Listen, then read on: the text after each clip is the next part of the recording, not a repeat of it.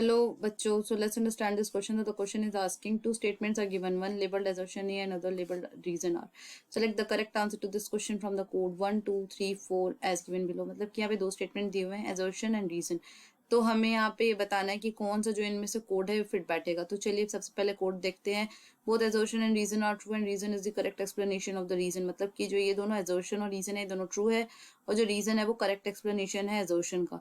Second statement यहाँ दिया है कि both assertion and reason are true and reason is not the correct explanation of the assertion. मतलब कि ये दोनों स्टेटमेंट ही ट्रू है बट जो रीजन है वो करेक्ट एक्सप्लेनेशन नहीं है assertion का.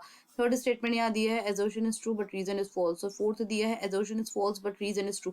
चलिए सबसे पहले assertion और रीजन के स्टेटमेंट देखते हैं. तो यहाँ पे दिया है कि जो बैंक और कॉर्पोरेटिव है वो main formal sources of credit होते हैं रूरल इंडिया में, और जो आरबीआई होती है वही हमारी करेंसी नोट्स को इशू करती है on the behalf of central government. चलिए सबसे पहले यहाँ पे हम की कंसेप्ट देखते हैं. तो यहाँ पे की कंसेप्ट होगा फॉर्मल सोर्सेस ऑफ क्रेडिट.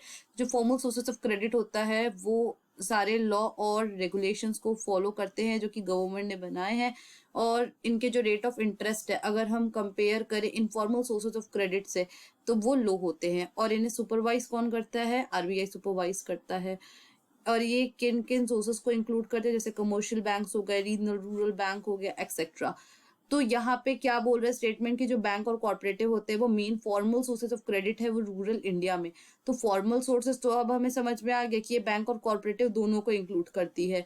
और formal sources of credit in rural India मतलब कि ग्रामीण भारत में formal sources of credit, not informal. तो येस इट इज ट्रू. और रीजन इसका क्या है कि RBI issues currency note on the behalf of central government. तो चलिए देखते हैं सेकंड स्टेटमेंट भी. तो जो आरबीआई है वो एक इंस्टीट्यूट है जो ऑथराइज करती है मनी को as a medium of exchange, because जो आरबीआई है वो हमारी सेंट्रल बैंक ऑफ इंडिया होती है और RBI stands for reserve bank of India. और ये हमारा क्या ऑथराइज करेगा? जो भी हमारा करेंसी नोट्स होता है, कॉइन्स होता है, उसे इशू करने का काम भी आरबीआई ही करता है.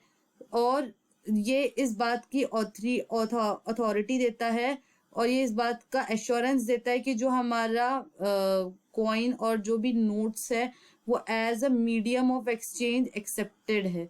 मान लीजिए जैसे कि आपने किसी ऑटो वाले भैया को बोला कि चलिए मुझे इस जगह पे छोड़ दीजिए, और ऑटो वाले भैया ने बोला कि यहाँ का 10 रुपए हुआ मैडम, आप मुझे पैसे दे दीजिए.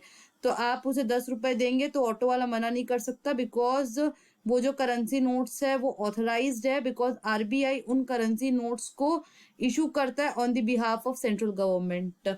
तो एजर्शन और रीजन ये दोनों स्टेटमेंट ही सही हैं, लेकिन यहाँ पे क्या दिया कि बैंक्स और कॉर्पोरेटिव है वो main formal sources of credit है रूरल इंडिया में, क्योंकि आरबीआई करेंसी नोट्स को इशू करता है नहीं. सो इसीलिए यहाँ पे आंसर क्या हो जाएगा?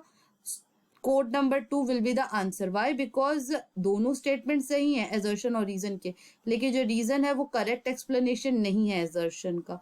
सो I hope this question has been clear to you. Thank you and best of luck.